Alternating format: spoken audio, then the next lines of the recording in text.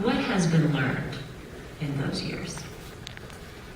Now, I realize that's a very big question, but what are some of the most important things? So, well, I'll tell you some things that are qualitative and also quantitative. And, you know, I'll just start by saying one of the things that I hate doing is quoting statistics, because, you know, I'm a human being, you're each human beings, and we should not be treated as statistics. So I'll say that, but then I'm going to use some numbers. Yeah. But, you know, as somebody who treated Rocky Flats workers one by one in my own clinic at National Jewish for 20 years, I see faces, I see names, I see people behind each of these statistics. So what do we know? We know, and the numbers are not firm, because I told you there are gaps in terms of adding up how many people have different conditions. But one of the things we know for Rocky Flats, let's start with beryllium disease. We know that all comers among people who worked at Rocky Flats, on average, about 2.5% of the people who ever worked there, 2.5% got chronic beryllium disease. In certain jobs, such as being a machinist, beryllium machinist, those rates were 10%, a 1 in 10 chance of getting an incurable lung disease. We know that there is a fairly high rate of asbestosis, which is a scarring of the lungs caused by asbestos, again an incurable condition. We know that there are some people, especially at the higher levels of exposure to plutonium, who develop scarring of their lungs from plutonium. There are excess rates of certain kinds of cancers, and Terrie's probably more knowledgeable about the cancers on that list than I am. So qualitatively, just sort of ballpark, we can tell you that there are these 2 or 3 or 4 major lung conditions that definitely were caused by working at Rocky Flats, and then additional conditions, including certain forms of cancer that were caused there as well. A large degree of hearing loss for people who worked on the site due to noise exposure as well. So that's just sort of a sketch of some of the more common ones without me reciting numbers. I'm a journalist, I love numbers, so you just feel very free to go ahead and recite those numbers to us. They really are staggering in many ways, the numbers of people involved and affected. Well, I have to tell you just a really particularly distressing story. You know, back in the early days, anytime that I diagnosed somebody with a work-related condition in Rocky Flats, I knew what was coming next. I would write my report and it would give my diagnosis and why I thought that this was work-related. And I knew what was coming next. What was coming next was a subpoena. I would be subpoenaed to testify in a workers' comp case. And workers' compensation attorneys would send the records to another doctor who would be hired by the insurance carrier to say, Dr. Newman's wrong. And then we would go into court and have to testify as to what was the basis of the diagnosis and dispel a lot of misinformation that was coming from the other side. And those were really distressing days. They were really hard on the individual workers who had to go through this. Here they were trying to deal with an illness that had been caused by their work, and they were being dragged through a courtroom process.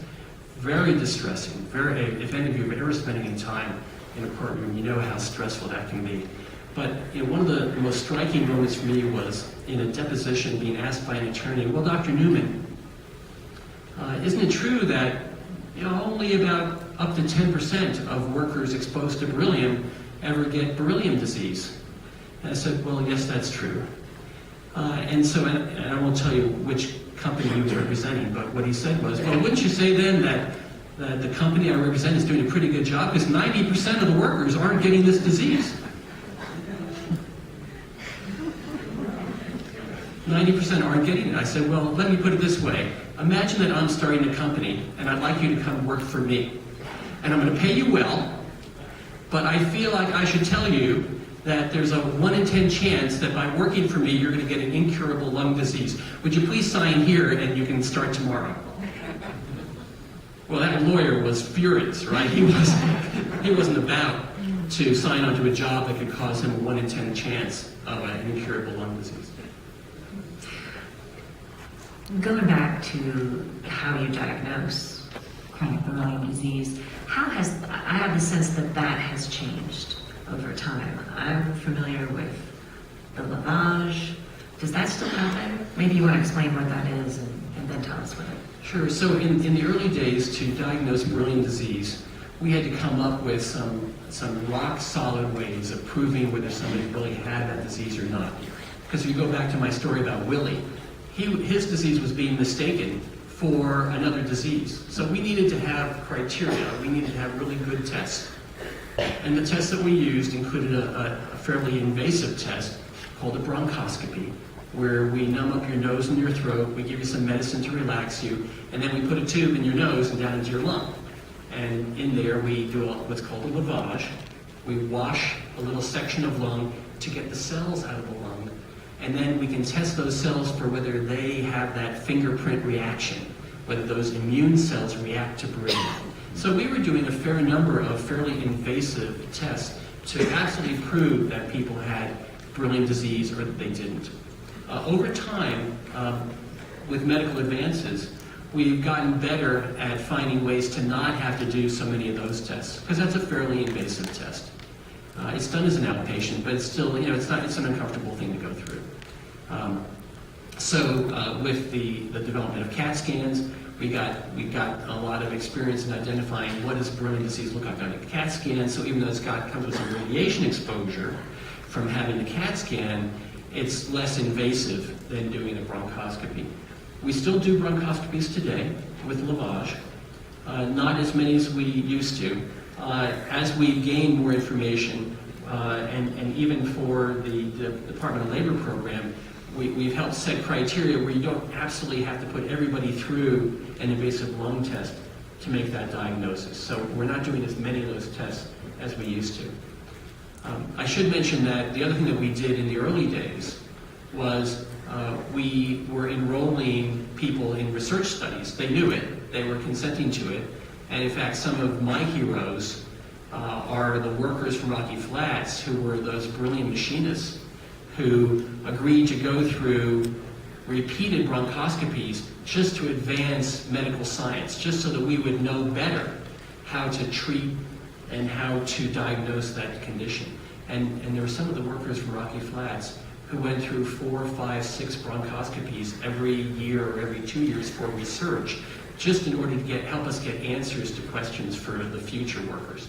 And that led us to the point where we could start backing off on doing so many of those kinds of tests and start relying on the blood test, which is not perfect, but we've made it as good as we can get it probably.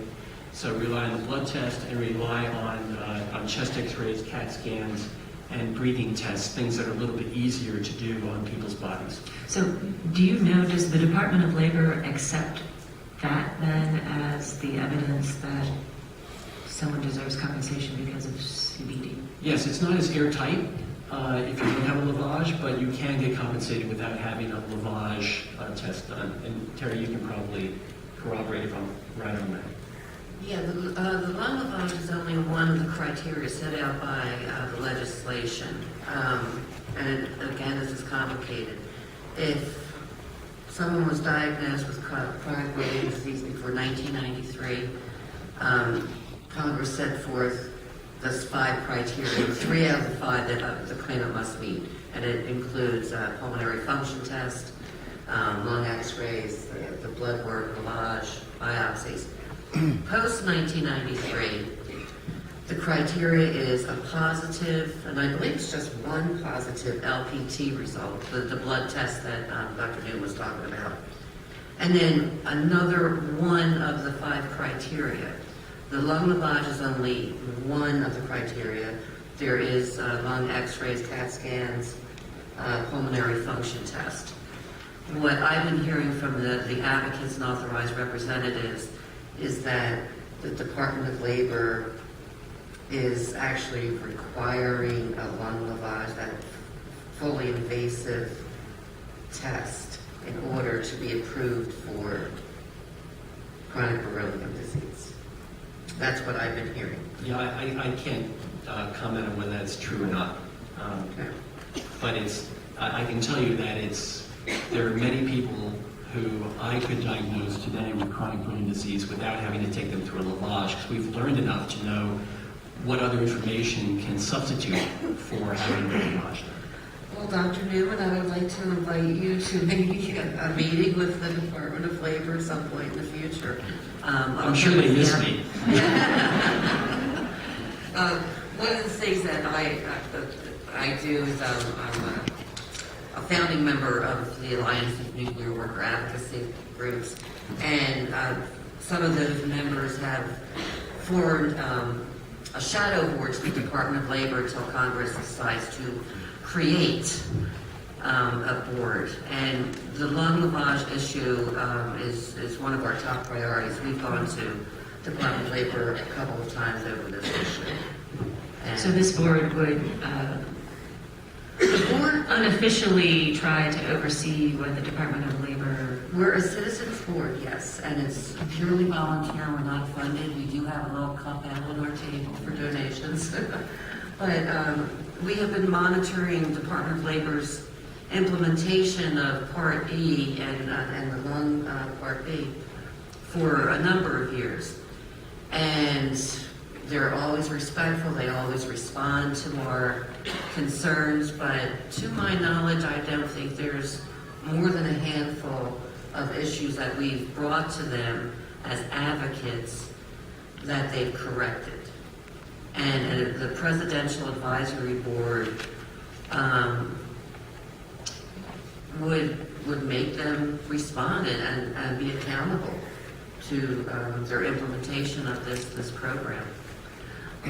I'm going to invite, do we have our microphones ready for, yes we do. Okay, I'm going to invite the audience to, if there's a question you would like to ask one of our experts, if there's something you'd like to bring up, please just raise your hand and the kind folks will bring you a microphone. And keep in mind, we have, I know we're going to have a lot of people who want to ask questions, so the more direct, the better. Thanks.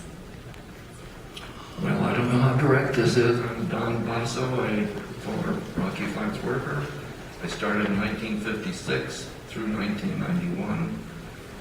I've been to the National Jewish Hospital for your testing and consider it a top-notch facility. I'm very impressed by your doctors and procedures. I've handled plutonium, americium, uranium-depleted, uranium-enriched, americium, neptunium, curium in the wet chemistry areas of the plant. I have a plutonium lung exposure that I got 47 years ago, and so that's kind of my background.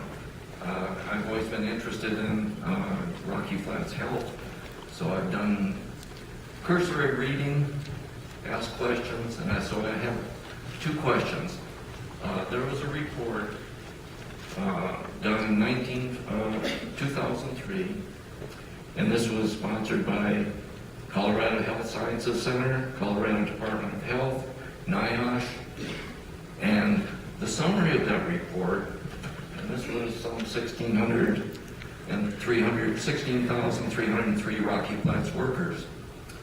The summary of that report, the research showed that in comparison with death rates for the general public, the death rates for Rocky Flats workers were lower for all causes and for cancer.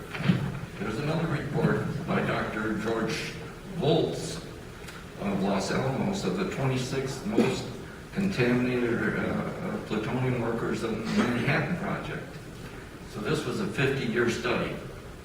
And over those 50 years, there were expected 16 deaths of these 26 workers. There were, I think, 7 deaths, 16 expected, and no elevated cancer.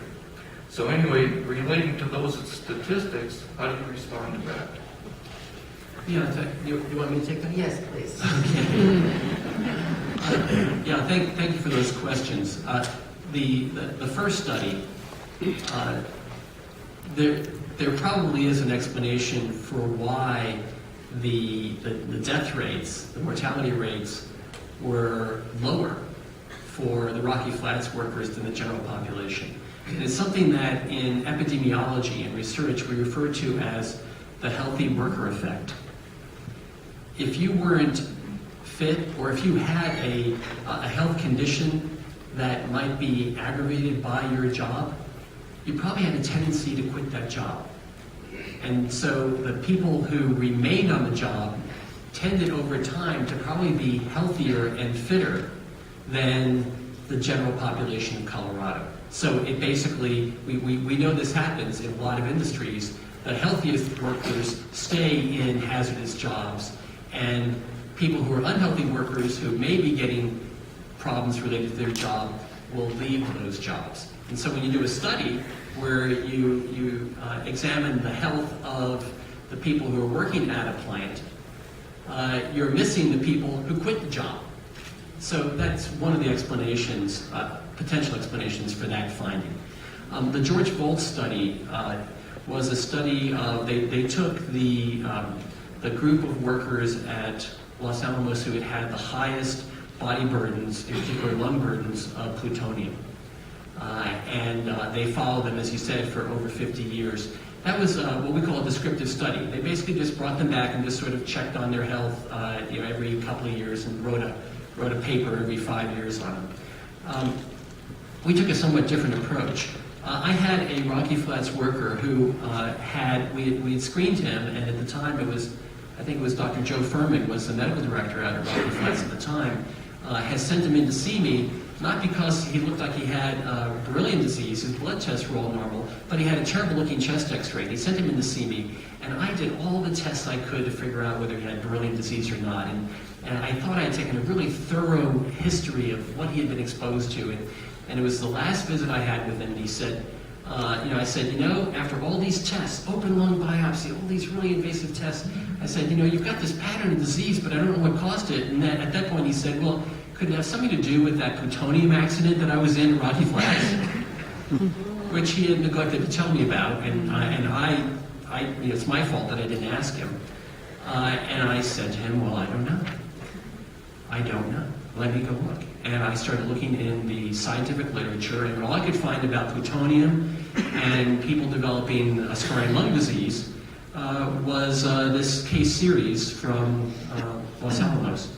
So we said that we would do a proper study, and with the help of Joe Furman and Bill Stange and the folks out at Rocky Flats, we designed and executed a scientifically rigorous study. We got funding from the National Institutes of Health, the NIH, to do a rigorous study. And what we found was, when we looked at all of those of you who ever had your counts done, we basically took all the count data. So we probably have somewhere in the database your numbers, and then we compared it to the x-rays that were taken on people year after year after year. We had radiologists read those x-rays not knowing anything about anyone's plutonium exposure. And we had control groups of people with no exposure. And in the end, what we concluded was that regardless of what the Los Alamos study showed, there was a statistically significant increased risk of developing a scarring lung disease if you had plutonium inhalational exposure. And it had to be, I forget the numbers now, what the cutoff was. I want to say like 1,500 gram. I can't remember to the line, but I can't remember the exact numbers. It's in the paper. So I've come to frankly discount the case series study that you talked about, and I tend to rely on the more rigorous science, which says if you had enough plutonium in your lung, you're going to get a scarring lung disease. Thank you for that.